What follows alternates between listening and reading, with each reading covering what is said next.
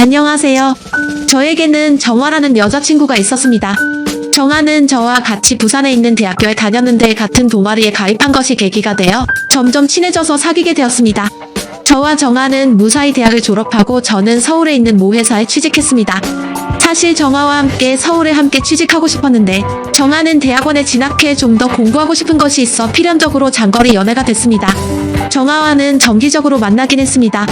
정기적으로라고 해도 역시 장거리니까 2주 내지 1개월 정도에 한 번씩 어떻게든 시간을 내는 게 한계였습니다. 일 시작한 지 얼마 안 돼 피로가 쌓였고 회사가 쉬는 날이나 저에게 여유가 있을 때 저부터 정화를 만나러 가려고 했어요. 만나러 가서 학업에 열중인 정화에게 월급의 일부를 지원하고 있었습니다. 정화네 집은 자기 학비는 자기가 벌어야 한다라는 방침이 있었습니다. 대학생 시절에는 정화는 공부와 아르바이트를 양립할 수 있었는데 대학원생이 되고 나서는 아르바이트 할 틈도 없을 정도로 공부하고 있었습니다. 그래서 제가 금전적으로 지원을 해줬습니다. 그런 느낌으로 1년 정도 장거리 연애를 했는데 어느 날 정화 아버지께서 갑자기 저에게 전화를 해왔습니다. 있잖아, 실은 정화가 교통사고를 당해서 사고요? 정화는요? 정화는 무사한 거죠? 전화기 너머 코를 훌쩍이는 소리가 들렸습니다. 정화 아버지께서 엄청 우시는 느낌이었습니다. 저도 갑자기 전화가 와서 너무 당황스러웠었는데 곰곰이 생각해보니 정화 아버지께서는 장난도 많이 치시고 농담도 잘하시는 분이셨는데 늘 하는 농담인가 싶었습니다. 에이, 오늘 4월 1일 만우절 장난이죠? 그랬더니 아버님께서 울먹이면서 나는 딸에 대해서는 농담 같은 거 안 해. 정화가 며칠 전에 사고로 죽었어. 네? 그리고 아버지께서 펑펑 우셨습니다. 펑펑 울면서 저한테 자세한 얘기를 해줬습니다.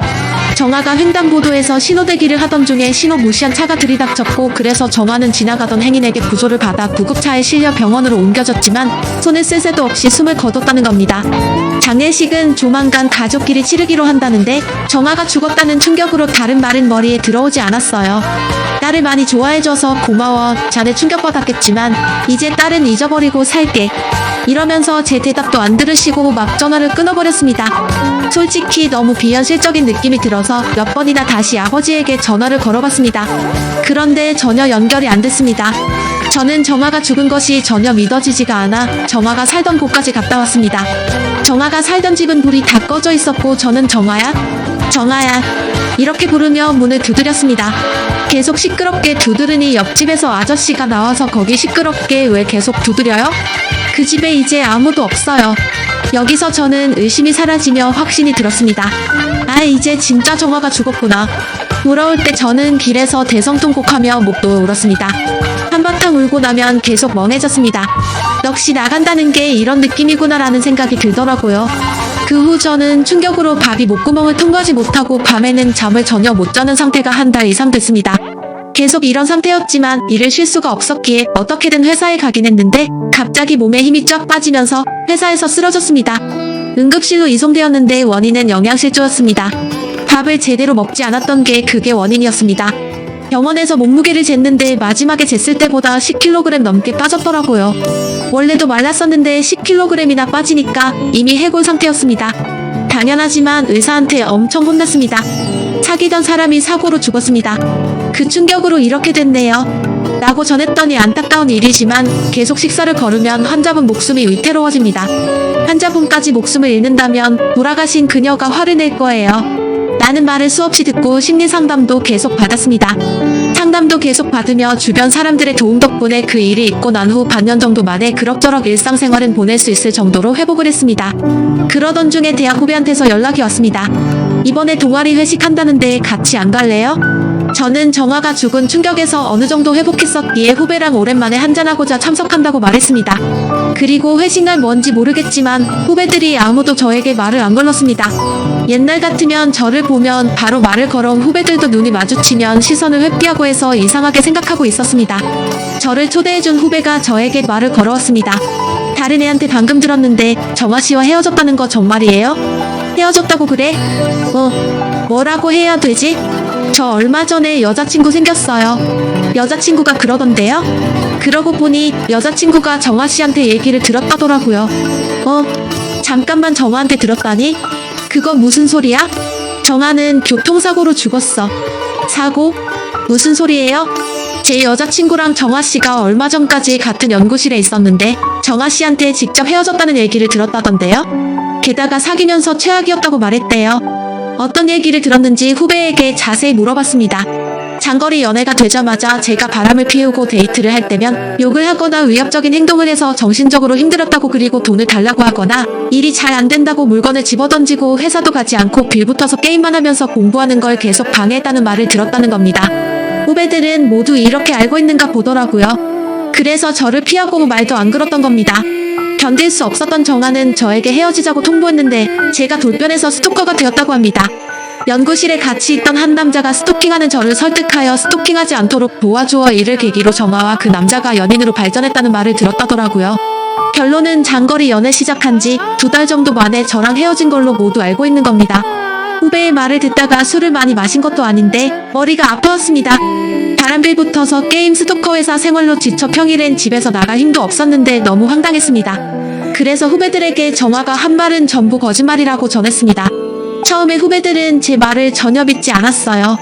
하지만 정아가 사고로 죽었다는 연락이 오기 전까지 정아와 나눈 대화들, 같이 찍은 사진들, 돈을 이체해줬던 증거들, 그런 것들을 보여주며 납득을 시켰습니다.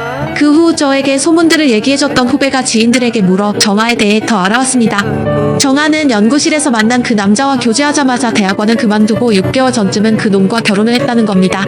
게다가 지금은 임신 중이라서 친정집에 가 있다더라고요. 저는 그것도 모르고 생활비 아껴가며 한 달에 50만 원씩 10개월 동안 주고 있었던 겁니다.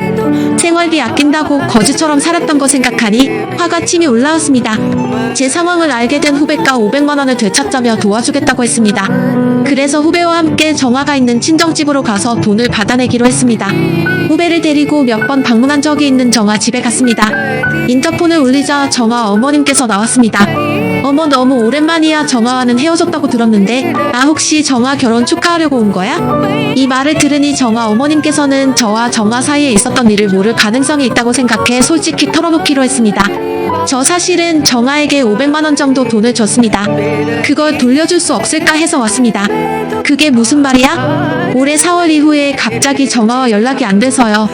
어떻게 500만 원을 돌려받을 수 있을까 하고 후배와 상의한 결과 직접 찾아가 봐야겠다 싶어서 왔습니다. 이야기를 들으신 정아 어머니께서 저와 후배를 집 안으로 들여보내주셨습니다. 그런데 거실에 들어가니 정아가 있었습니다. 제가 온 걸 모르는지 TV를 보며 소파에 누워 있었습니다. 반년 만에 본 정아는 조금 통통해졌고 배도 커져 있었습니다. 정말 임신한 것 같았습니다. 저와 눈이 마주치자 정아는 리모컨을 손에서 떨어뜨리며 얼굴이 창백해졌습니다. 정아의 오랜만이네? 건강해 보이니 다행이다. 정아는 동네방네 비명을 질러댔습니다. 비명 좀 지르지 마. 소리 지르고 싶은 거 그거 나거든? 교통사고로 죽었다고 전화 왔었는데 살아있었구나. 게다가 임신도 했네? 정아는 비명을 멈췄고 어머니께서 무슨 말인지 설명을 해보라고 하셔서 소문과 제가 겪었던 일들을 모두 말씀드렸습니다. 얘기를 듣던 정아는 얼굴이 토마토 마냥 새빨개졌습니다. 제가 지금까지 50만 원씩 이체해줬던 내역을 보여드렸습니다. 이걸 보여드리자 엄마. 이거 어쨌든 이거 투덜투덜 말했지만 저와 후배, 어머니까지 모두 무시했습니다. 정아가 돈을 받고 있었던 게 사실인가 보네? 정아랑 우리 남편 때문에 힘들게 해서 미안해. 돈은 꼭 돌려주도록 할게. 가족끼리 얘기를 해볼 테니까 오늘은 이쯤에서 용서해줄 수 없을까? 어머니께서 차분하게 말씀해 주셔서 일단 저와 후배는 집에서 나왔습니다. 몸싸움을 할 수 있다는 생각에 긴장을 했었는데 긴장이 풀리니 맥이 빠졌습니다. 그리고 훗날 정아 어머니께서 문자를 해왔습니다. 문자의 내용은 정아의 아버지가 연구실에 그 남자가 앞날도 창창하고 집안도 마음에 든다고 저와 헤어지고 그 남자랑 만나라며 저와 정아가 헤어질 수 있게 저를 설득시켜주겠다고 정아에게 제안을 했다는 겁니다. 저를 철저하게 외톨이가 되도록 소문을 퍼뜨리고 저에게 전화로 거짓말까지 한 거였습니다. 중요한 건 500만 원의 행방인데 그건 정아가 그 놈이랑 데이트하며 다 써버렸다네요. 정아 어머니께서는 500만 원과 병원에 입원했던 돈까지 해서 600만 원으로 갚겠다고 써 있었습니다. 그 후에 정아 아버지께서 일하시는 곳까지 소문이 나버려서 아버지께서는 쪽팔린다며 일을 그만두시고 정아 어머니께서는 정아에게 600만 원을 모두 갚으라고 곡신각신하다 정아가 입금을 계속 거부하자 어머니께서 대신 600만 원을 보내주셨습니다. 동네에 부끄럽다며 이사하려고 집을 내놨다는데 집이 안 나가니 쥐 죽은 듯 조용히 집에만 있고 정아는 그 남자랑 이혼한다는 소문도 들리더라고요. 여러분은 저처럼 사랑하는 사람에게 뒤통수 만든 일이 없었으면 좋겠습니다. 제 사연 들어주셔서 감사합니다. 다음 사연입니다. 안녕하세요. 저는 이제 30을 바라보고 있는 여자입니다. 명절이 다가오고 해서 작년 이맘때쯤 있었던 이야기를 들려드릴까 합니다. 저는 어려서부터 또래 여자아이들보다 산만했던 터라 부모님께서는 항상 걱정이 많으셨습니다. 부모님께서는 두 분이 같이 저녁 늦게까지 식당을 운영하셔서 저를 돌봐주실 시간이 많이 없었습니다. 심지어 경제 상황도 좋지 않았던 부모님에게는 태권도를 보내는 게 최고의 옵션이었습니다. 저는 그렇게 늦은 시간 부모님이 데리러 올 때까지 도장에서 운동도 하고 친구들하고 놀기도 하며 동시에 예의범절과 인내에 대해서 배우기도 하였습니다.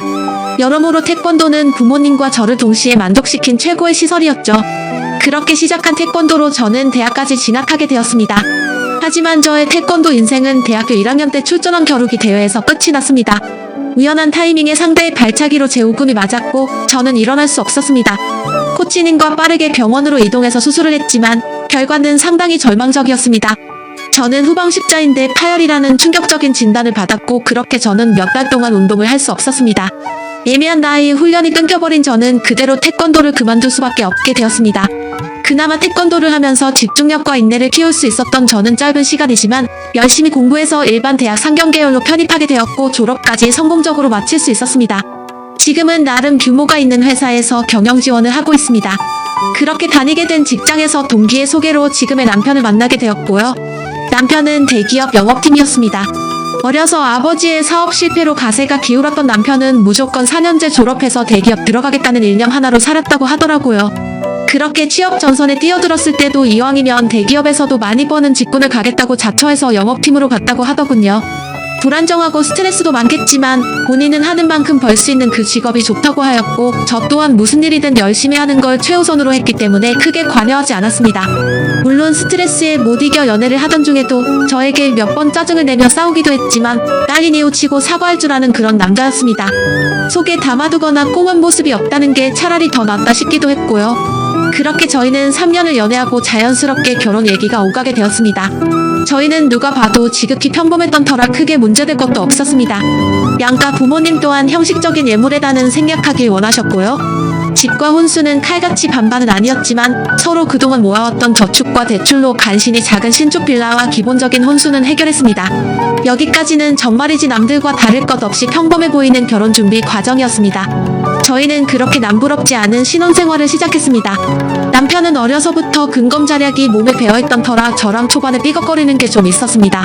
저와 남편 둘 다 맞벌이이다 보니 사실상 살림에 집중을 하기가 힘들었습니다. 그나마 제가 조금 일찍 끝나기 때문에 집에 와서 청소기를 돌리거나 세탁기를 돌릴 수는 있지만 평일 저녁에 와서 음식을 한다는 게 여간 쉬운 일이 아니었습니다.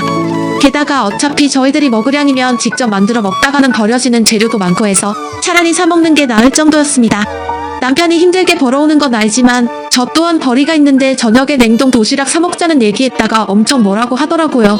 도시락 비싼데 제가 조금 일찍 와서 저녁 준비하면 되는 걸 돈을 쓰려고 하냐면서요. 신혼에는 그래도 낭비벽 있는 것보다는 아껴 쓰는 성격이 좋다고 생각했습니다.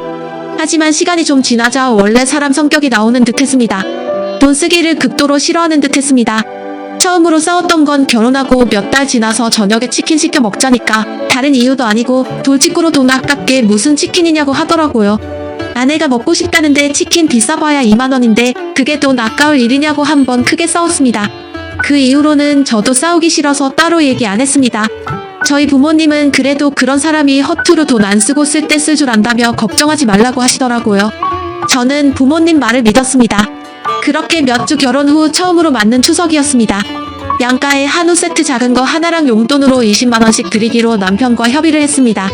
혹시나 물건이 늦을까 고기는 먼저 인터넷으로 주문을 하고 용돈도 계좌로 미리 보내드렸습니다. 그리고 당일에 시댁에 방문했을 때 시어머니께서 저희를 반기시더라고요. 무슨 돈이 있다고 고기에 용돈까지 이렇게 많이 보냈냐고 하시길래 저희는 아니라고 많이 못 드려 죄송하다며 훈훈하게 추석을 보냈습니다. 그로부터 며칠 뒤 적금을 새로 하나 가입할까 하여 저희 집 공동 계좌를 봤는데 이체 내역을 보고 좀 당황스러웠습니다. 분명 저희 엄마 계좌로는 20만 원이 들어갔는데 시어머니 계좌로는 50만 원이 들어갔더라고요. 저녁에 남편이 퇴근하고 왔을 때 어떻게 된 일인지 묻자 어버버버 하면서 50만 원 아니었냐고 하더라고요. 그래서 돌려달라고 하긴 좀 그러니까 설에 우리 집 50 드리겠다고 합의 봤습니다. 수상 적었지만 설마 이렇게 지저분한 짓을 할 거라는 생각은 안 했습니다. 그렇게 시간이 지나 설이 되었을 때였습니다. 제가 업무 초과 달성에 대한 상여금을 생각보다 많이 받게 되었습니다.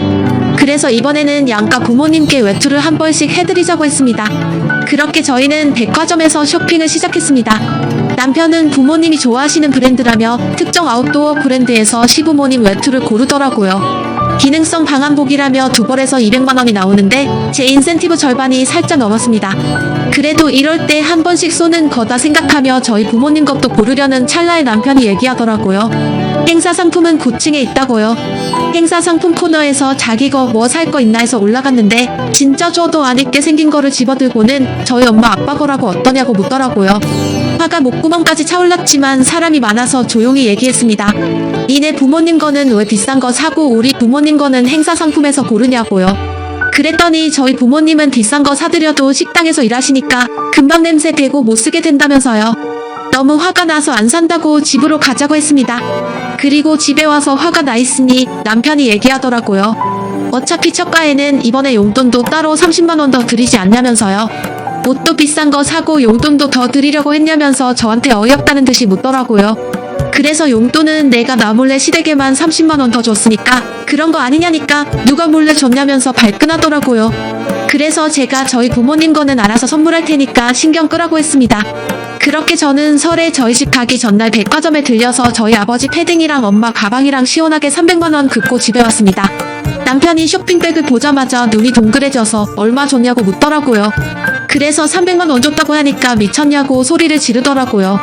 그래서 저도 좀 격해져서 이혜린 이혜미 거 사는 건 정상이고 우리 엄마 아빠 거 사는 건 미친 거냐고 따졌습니다. 그때였습니다. 벼랑 간 남편의 손이 제 얼굴로 향하더라고요. 부상으로 선수 생활을 은퇴했지만 10년을 넘게 태권도를 했던지라 저도 모르는 사이 몸이 반응하더라고요. 남편의 손이 제 얼굴에 닿기 전에 제가 먼저 몸을 돌려 남편의 머리를 발로 후렸습니다. 남편은 그대로 바닥으로 고꾸라지고 기절을 했습니다. 너무 놀라서 누워있는 남편의 뺨을 두들겼더니 다행히도 금방 깨더라고요. 그래서 사실대로 얘기했습니다. 내가 먼저 때리려고 해서 반격했을 뿐이다. 나 원래 운동했었으니까 나한테 손 떼려고 하지 말라고요. 남편은 자존심이 상한 건지 무서운 건지 아무 말 못하고 앉아있었습니다. 그렇게 제 발차기를 계기로 남편은 순종적으로 변했으며 경제권 또한 저에게 넘어왔습니다. 저도 그 이후로 저한테 남편이 항상 주눅 들어있는 듯해서 가끔은 미안하게 생각하지만 차라리 이런 위치에서 살아가는 게 더 편한 듯합니다. 오늘도 제 사연 들어주셔서 감사합니다. 구독과 좋아요 눌러주시면 재밌는 이야기 준비하겠습니다.